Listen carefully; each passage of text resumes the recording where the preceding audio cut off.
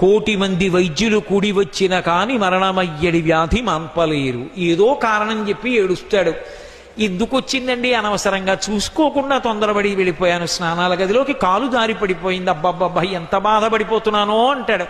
ఇప్పుడు ఆపరేషన్ చేయడానికి పనికిరాదండి, ఇంకా ఆయనకి అనస్థీషియా ఉపయోగం లేదు, పాపం కాలు ఎత్తి కట్టేస్తాం అలా ఉండాలంటారు. ఎంత బాధపడుతుంటాడో తలుచుకు. ఒక పక్క ఊపిరి అందట్లా, ఒక పక్క ప్రాణాలు పోతున్నాయి, ఒక పక్క ఇంద్రియాలు పనిచేయట్లా, ఏదో భయం. కాబట్టి ప్రాణంబులా ఠావుల్ తప్పెను మూర్ఛ వచ్చే తనువుండస్సెన్ శ్రమంబయ్యడిన్ నీవే తప్ప ఇతప్పరం బెరుగా. ఇప్పుడు శరణాగతి చేస్తాం.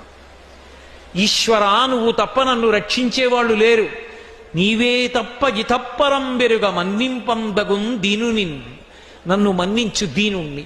రావే ఈశ్వర కావవే వరద సంరక్షింపు భద్రాత్మక. శరణాగతి యొక్క గొప్పతనం ఏమిటో పోతన గారు చూపిస్తున్నారు. సంస్కృత భాగవతం ఆంధ్ర భాగవతం విడిపోతాయి ఇక్కడ. శరణాగతిలో భక్తుడు తన బలహీనత పరమేశ్వరుడికి చెప్తాడు. శరణాగతి త్రికరణ శుద్ధిగా చేస్తే భగవంతుడి తక్షణం వచ్చేస్తాడంతే. సరికదా, భక్తుడు పెట్టిన నియమాన్ని భగవంతుడు పాటిస్తాడు. శరణాగతి అంత గొప్పది.